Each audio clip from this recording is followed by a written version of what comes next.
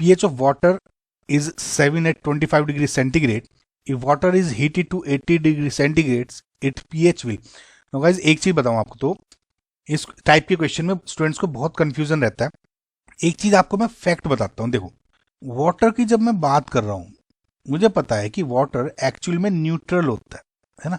जब एक मैं ऊपर से देख रहा हूं, न्यूट्रल मतलब ना तो वो एसिडिक होता है ना बेसिक होता है। यानी जनरली एट स्टैंडर्ड कंडीशन, यानी जैसे अब यहाँ 25 डिग्री सेंटीग्रेड बात करता हूँ, तो pH is equal to POH is equal to 7, because we assume कि जो pH प्लस POH होता है वो 14 है।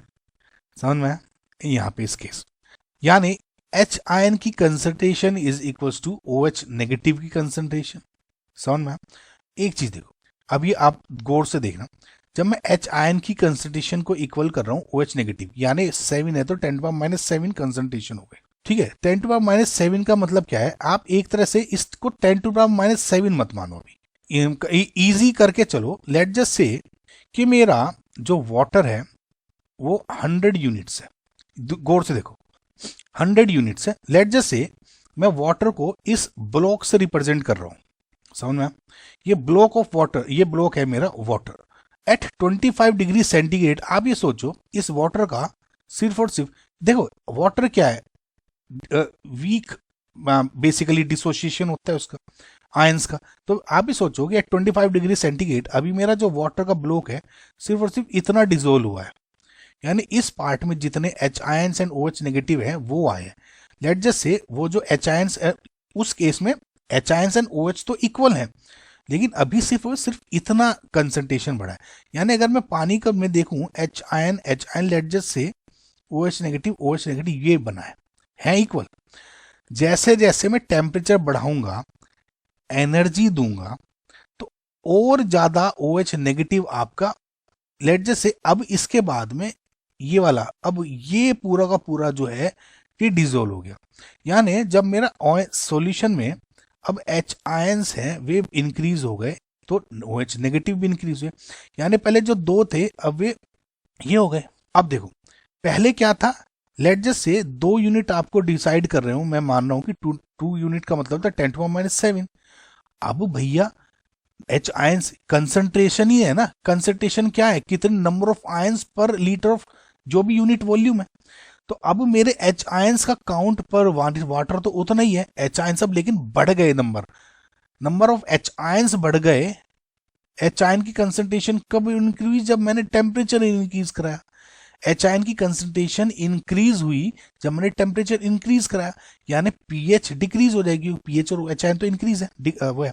एक बात देखना, जब मैं pH डिक्रीज की बात कर रहा हूं तो मैं ये नहीं कह रहा हूं कि वाटर एसिडिक हो गया, नो, सिर्फ pH की बात कर रहा हूं। वाटर एसिडिक नहीं हुआ है।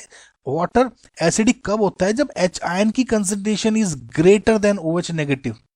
समझ में, ये ध्यान रखना, H आयन की कंसंट्रेशन जब ज्यादा है देन OH नेगेटिव, तब वाटर एसिडिक होता है, ना कि H आयन और OH दोनों की बराबर बढ़ रही है ना। H आयंस और OH नेगेटिव इसमें दोनों बराबर बढ़ रहे हैं, तो वाटर एसिडिक नहीं हो रहा है, बस pH डिक्रीज, यहां कहूं तो कंसंट्रेशन ऑफ आयंस इंक्रीज हो रही है। समझ में। तो इसका मतलब क्या हुआ, जब मैं और टेम्परेचर बढ़ाता हूँ, लेट से 80 से 100 पे चला गया, तो और पूरा का पूरा OH हुए, यानी और नंबर ऑफ H आयंस बढ़ गए।